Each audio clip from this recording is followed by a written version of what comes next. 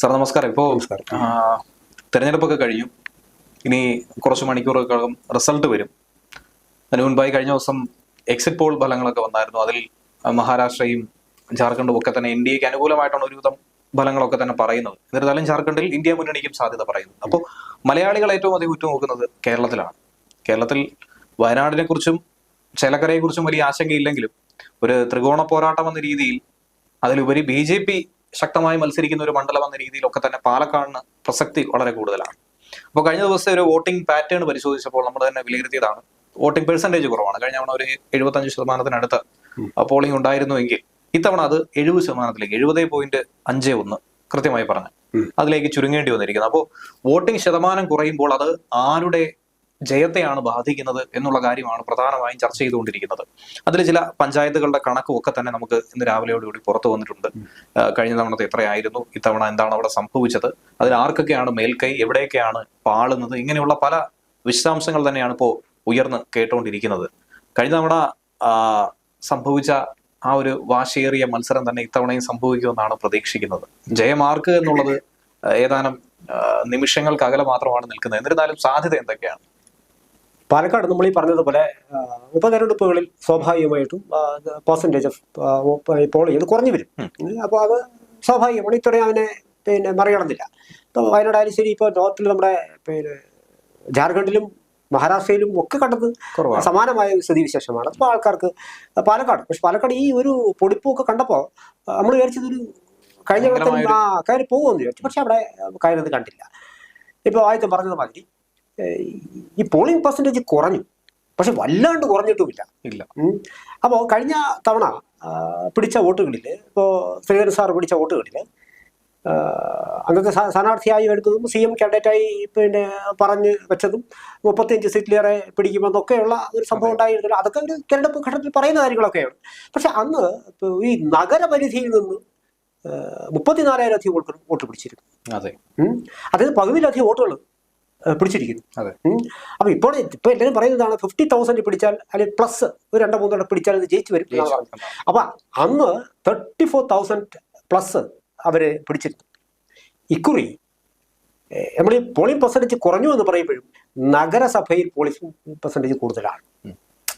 വീണ്ടും 3-4% കൂടിയിരിക്കുന്നു. ഒരു 5ഓളം കൂടിയെന്നാണ് വ്യക്തമായ കണക്കെന്റെ കയ്യിലില്ല. ഒരു അതിൽ കൃത്യമായ മുനിസിപ്പാലിറ്റിയിലെ കണക്ക് എടുത്തു നോക്കിയപ്പോൾ കഴിഞ്ഞ തവണ 2021 79,566 വോട്ട് കിട്ടി. ഇത്തവണ അത് 75,886 പേരാണ് വോട്ട് ചെയ്തിരിക്കുന്നത്. 3,682 വോട്ടുകൾ കുറഞ്ഞുവെങ്കിൽ പോലും ഇതിൽ ഗുണം ചെയ്യുന്നത് ഏത് രീതിയിലായിരിക്കും? നഗരസഭയിൽ BJPക്ക്, നഗരപ്രാന്തങ്ങളിലാണ് BJPക്ക് അവരുടെ കോട്ടകളെന്ന് പറയുന്നത്. അപ്പൊ അവിടെ ശരിക്കും അവിടെ പോയി കുറഞ്ഞിട്ടില്ല.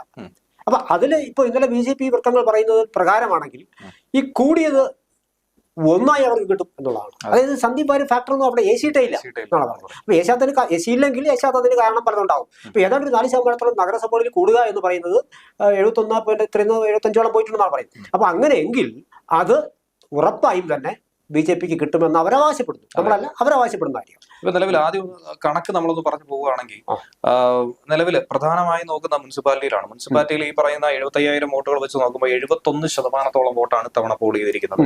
അപ്പൊ കഴിഞ്ഞ തവണത്തേത് പരിശോധിക്കുമ്പോൾ 21-ൽ അത് 75%. പിന്നീട് പറയുന്നത് പിരായിരിയാണ് ഏറ്റവും പ്രധാനമായിട്ട് ചൂണ്ടിക്കാണിക്കപ്പെടുന്ന ഒരു മണ്ഡലം. കോൺഗ്രസിനെ സംബന്ധിച്ച് ഏറ്റവും പ്രധാനപ്പെട്ട ഒരു പഞ്ചായത്താണ്, മണ്ഡലമല്ല പഞ്ചായത്താണ്. അപ്പൊ അവിടെ ഇത്തവണ 70.89% കുറഞ്ഞു എന്ന് പറയുന്നത് 5%-ലധികം കുറഞ്ഞു. 25% ആയിരുന്നതാണ് ഈ കുറഞ്ഞിരിക്കുന്നത്. ഒപ്പം തന്നെ മാത്തൂര് 70.11% കഴിഞ്ഞ 73 ആയിരുന്നു. 73.2 അവിടെയും കുറഞ്ഞിട്ടുണ്ട്. അവിടെ പറയുന്നത് ഇത് രണ്ടും UDFന്റെ. അതെ, അതായത് 2 മണ്ഡലങ്ങളിലുമായി പിരായിരിയിൽ 681 വോട്ടും മാത്തൂര് 650 വോട്ടുമാണ് കുറഞ്ഞിരിക്കുന്നത്.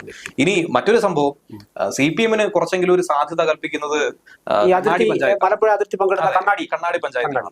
പക്ഷെ കണ്ണാടിയാണ് എല്ലാവരെയും ഞെട്ടിച്ചത്. കാര്യം എന്ന് വെച്ചാൽ കഴിഞ്ഞ തവണ 78.8% പോളിംഗ് പെർസെന്റേജ് ഉണ്ടായിരുന്നു. ഇത്തവണ വെറും 8% പോളിംഗ് കുറഞ്ഞിരിക്കുന്നു. അത് സ്ഥാനാർത്ഥിയിലുണ്ടായ അസംതൃപ്തിയാണോ, അതോ ഇനി ജനങ്ങൾ ജയിക്കില്ല എന്ന് ഉറപ്പിച്ച് ഒരു നിലപാട് മനസ്സിൽ കരുതിയതാണോ? അല്ല, അങ്ങനെ സാധ്യതയില്ല. കാരണം ഈ കണ്ണാടി ആ പ്രദേശത്തെ സംബന്ധിച്ചിട്ട് അവർക്ക് ഈ CPM നമ്മൾ ഇന്നലെയൊക്കെ ചർച്ച ചെയ്തപ്പോൾ പറഞ്ഞതുപോലെ ഈ ചിഹ്നത്തോട് വല്ലാത്തൊരു പ്രതിപത്തിയുണ്ട്.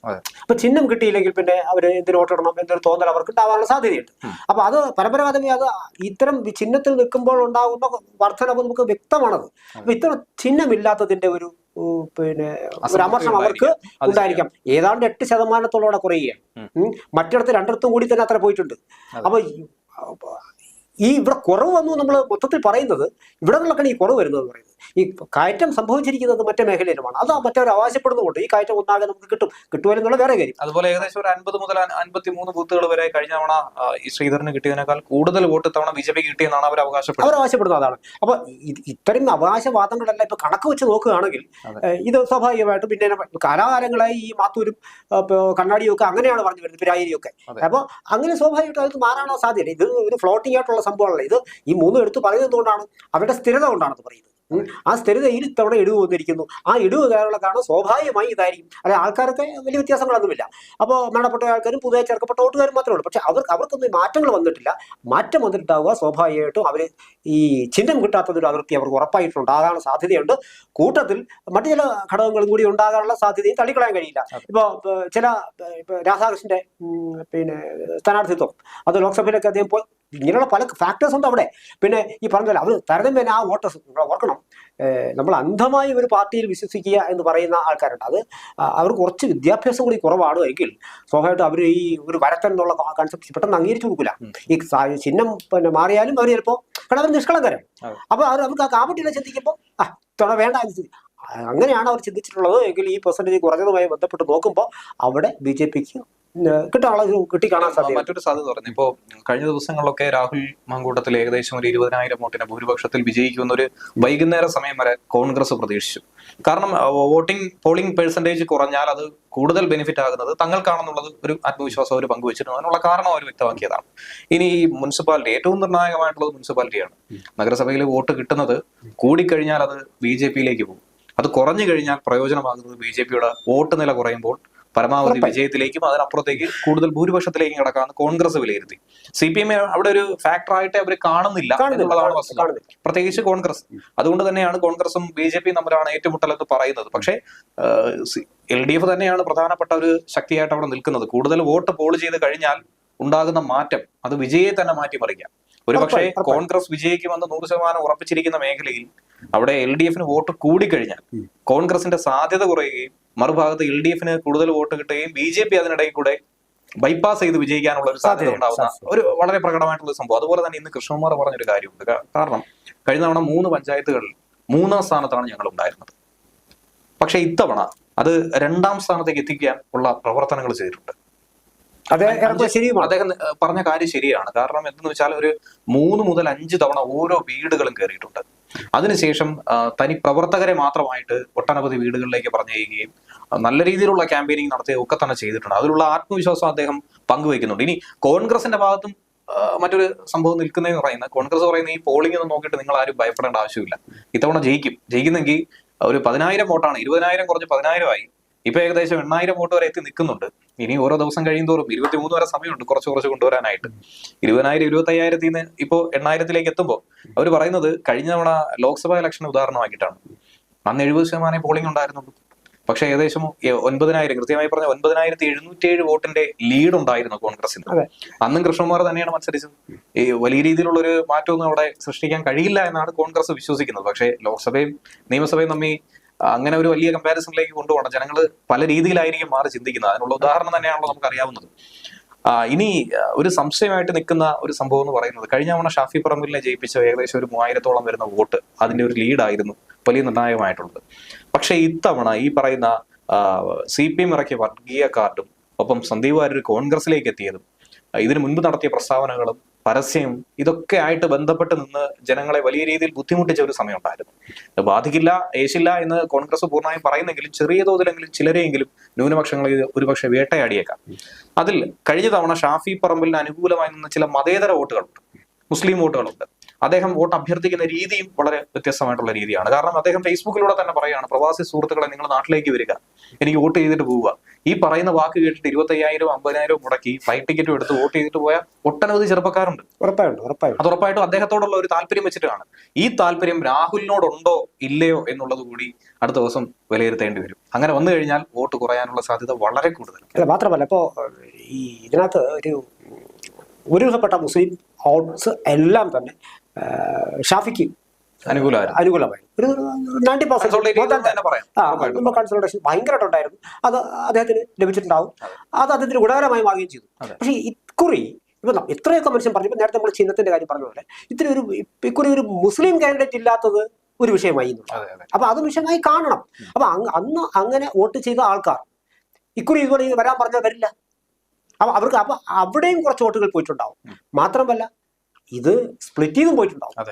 അപ്പൊ ആ സ്പ്ലിറ്റാണ് പ്രശ്നം. ഇത്തരം കാര്യങ്ങളാണ് കണക്ക് വെച്ച് നമ്മൾ നോക്കുമ്പോൾ പിന്നെ BJPക്ക് അനുകൂലമായി വരുന്നത്. പിന്നെ എല്ലാ കാൻഡിഡേറ്റ്സും പറയും സ്പ്ലിറ്റിംഗ്. ചെറിയൊരു കണക്ക് പരിശോധിച്ചാൽ 6,000-ഓളം വരുന്ന വോട്ടുകൾ പ്രതീക്ഷിക്കാം. ഏറ്റവും കുറഞ്ഞൊരു കണക്ക് 6,000-ഓളം വരുന്ന വോട്ടുകളിൽ ഒരു പകുതി ആളുകൾ, 50% ആളുകൾ, 3,000 പേര് വിചാരിക്കുന്നു UDF-നൊപ്പം തന്നെ നിൽക്കാം, കഴിഞ്ഞ തവണ എന്ന് പറഞ്ഞാൽ നിൽക്കാന്ന് വിചാരിക്കുന്നു. പക്ഷെ മറ്റ് ഒരു പക്ഷം അവർ വിചാരിക്കുന്നു ശരി LDF-ൽ മാത്രമേ ഇനി അഭയമുള്ളൂ, എന്നാൽ നമുക്ക് എന്ത് ചെയ്യാം, LDF സ്ഥാനാർത്ഥിയെ വിജയിപ്പിക്കാമെന്നൊരു മോഹം ഇല്ലെങ്കിൽ പോലും പിന്തുണയ്ക്കാമെന്നെങ്കിലും ഒരു പക്ഷേ അവർ കരുതിയേക്കും, അല്ലെങ്കിൽ വിജയിപ്പിക്കാമെന്ന രീതിയിലേക്കൊക്കെ അവർ ചിന്തിച്ചേക്കും. ഇങ്ങനെ ഒരു ചിന്ത വരുമ്പോഴല്ലേ ഇവിടെ ഒരു വലിയൊരു പ്രശ്നം വരുന്നത്. കാരണം കഴിഞ്ഞ തവണ കിട്ടിയ 3,000 വോട്ട് കുറയുന്നു ഒറ്റയടിക്ക്.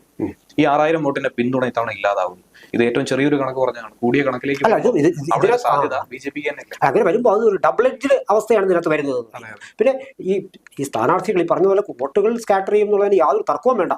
കാരണം അത്രയ്ക്കുള്ള പ്രശ്നം അവിടെ കൊടുത്തിട്ടുണ്ട്, കൊടുത്തില്ലെന്ന് പറയുന്നില്ല. ഇനി അത് മാത്രമല്ല ഈ കാൻഡിഡേറ്റ്സ് പരമാവധി ആൾക്കാരെ നേരിൽ കാണാൻ ശ്രമിച്ചിരുന്നു. അവിടുത്തെ ആള് എന്നുള്ള നിലയിൽ കൃഷ്ണകുമാർ ഇപ്പൊ അദ്ദേഹം പറഞ്ഞു കേട്ടത് 30,000+ അദ്ദേഹം നേരിട്ട് കണ്ടു എന്നാണ് പറഞ്ഞത്. അപ്പൊ അത് അവിടെ നമ്മൾ കാര്യം കാണിക്കുന്നത് ഇലക്ഷൻ ആണ് എങ്കിൽ നിങ്ങൾ 10,000 പേരെ കണ്ടുകൊണ്ടിരിക്കട്ടെ. ഈ 10,000 പേര് ആരായിരിക്കും പറയുന്നത്? നിങ്ങൾക്ക് സാധ്യതയില്ലാത്ത സ്ഥലങ്ങളിലേക്കുള്ള ആൾക്കാരായിരിക്കും.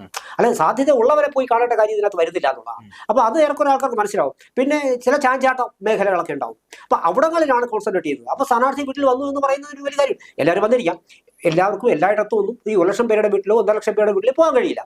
അപ്പൊ അതിനകത്തൊരു 30,000 പ്ലസ് 40,000 ഒക്കെ കാണുക എന്ന് പറയുന്നതിന് വലിയ കാര്യമാണ് ഈ ഷോർട്ട് സ്പാനിന് അകത്ത്. അപ്പൊ അത് ഉണ്ടാക്കുന്ന ഒരു ഇമ്പാക്റ്റിൽ 1,000 വോട്ട് പറഞ്ഞാൽ നേരത്തെ വേറെ കാര്യങ്ങളെല്ലാം കൂടി വെച്ച് നോക്കുമ്പോൾ ഇത് വളരെ ഗുണകരമാവും. മാത്രമല്ല ഇനി മനുഷ്യന്റെ മനസ്സിൽ ഉണ്ടാകുന്ന മറ്റു വിഷയങ്ങൾ കൂടിയുണ്ട്. അതിപ്പോ പാലക്കാട്ടുകാരെ ഇപ്പോൾ ക്രിസ്തീയ വോട്ടുകൾ അവിടെ നമുക്കത് അവിടെ പിന്നെ ഉള്ളവരെ വളരെ കൃത്യമായി തന്നെ പറയുന്നുണ്ട്. ഈ പള്ളിയിൽ നിന്നൊരു സന്ദേശം, അപ്പൊ ആരും ഇതൊന്നും തുറന്നു പറയില്ല, അംഗീകരിക്കില്ല, അങ്ങനെ ചെയ്തിട്ടില്ലെന്നൊക്കെ പറയും. പക്ഷെ എങ്കിൽ കൂടിയും വ്യക്തമായൊരു സന്ദേശം ലഭിച്ചിരുന്നു എന്നും അതൊരു പക്ഷേ ഒരു വിഭാഗം വോട്ടുകൾ സരിന് പോയിട്ടുണ്ട് എന്നുള്ള കാര്യം നേരത്തെ തുറന്ന് സമ്മതിച്ച ഒരു വിഷയമാണ്. അതുപോലെ തന്നെ രാഹുൽ മാങ്കൂട്ടത്തിൽ അനുകൂലമായിട്ട് പറഞ്ഞിട്ടുള്ളതുകൊണ്ട് മറുപക്ഷം BJPക്ക് കേന്ദ്ര സർക്കാരിന് അനുകൂലമായി, സംസ്ഥാന BJP അല്ല, മോദിക്ക് അനുകൂലമായി കാര്യങ്ങൾ വരണം എന്ന രീതിയിൽ ഒരു പ്രചാരണം നടത്തിയിട്ടുണ്ട്. അങ്ങനെ നോക്കുകയാണെങ്കിൽ ഈ പറയുന്ന ക്രിസ്തീയ വോട്ടുകൾ 3ആയിട്ട് തന്നെ സ്പ്ലിറ്റ് ആയിട്ടില്ല കാണണം. പക്ഷെ എങ്കിലും ഒരു മനസാക്ഷിയുണ്ട് ഇതിനകത്ത്. ഇപ്പോ സാധാരണഗതിയിൽ പണ്ടൊക്കെ ആയിരുന്നെങ്കിൽ പള്ളിയിൽ നിന്ന് പറയുന്നത് അതേപടി അംഗീകരിക്കുന്ന പതിവായിരുന്നു. പക്ഷെ ആ കാലമൊക്കെ മാറിക്കഴിഞ്ഞിരിക്കുന്നത്. എന്നിരുന്നാൽ കൂടിയും ഈ വഖഫും പോട്ടെ, മുനമ്പം എന്ന് പറയുന്നത് ഈ തെരഞ്ഞെടുപ്പിന് തൊട്ട് മുമ്പായി വയനാടൊക്കെ സംഭവിച്ച ചില കാര്യങ്ങളൊക്കെ ഉണ്ട്. അപ്പൊ ഇതെല്ലാം കൂടി അതിനകത്തൊരു മനുഷ്യന്റെ ഒരു മനസാക്ഷിയുടെ വിഷയമുണ്ട്. ഇപ്പൊ നാളെ ഇത് എനിക്കും വന്നുകൂടാകില്ല എന്നൊരു തോന്നലാണ്. അത് വരാതിരിക്കില്ല, കേരളമാണ് എന്നുള്ളത് മറികടക്കും.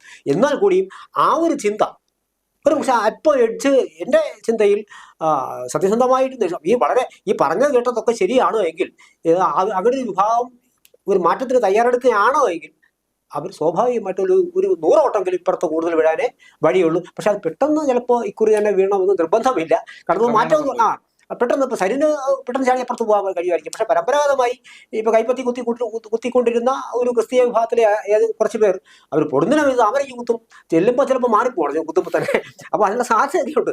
അപ്പൊ അതത്ര കൊണ്ട് പിന്നെ അത് ഫലപ്രദമാകുമെന്ന് നമുക്ക് ചാഞ്ചാട്ട വോട്ടുകൾ, സ്വിംഗ് വോട്ടുകൾ തന്നെ ആയിരിക്കും ഒരു നിർണായക മാറുന്നത്. അത് പറയുകയാണെങ്കിൽ ഈ 33 ദിവസത്തെ പ്രചരണത്തിൽ 30 ദിവസവും ഓരോ ബ്രേക്കിങ്ങുകളായിരുന്നു.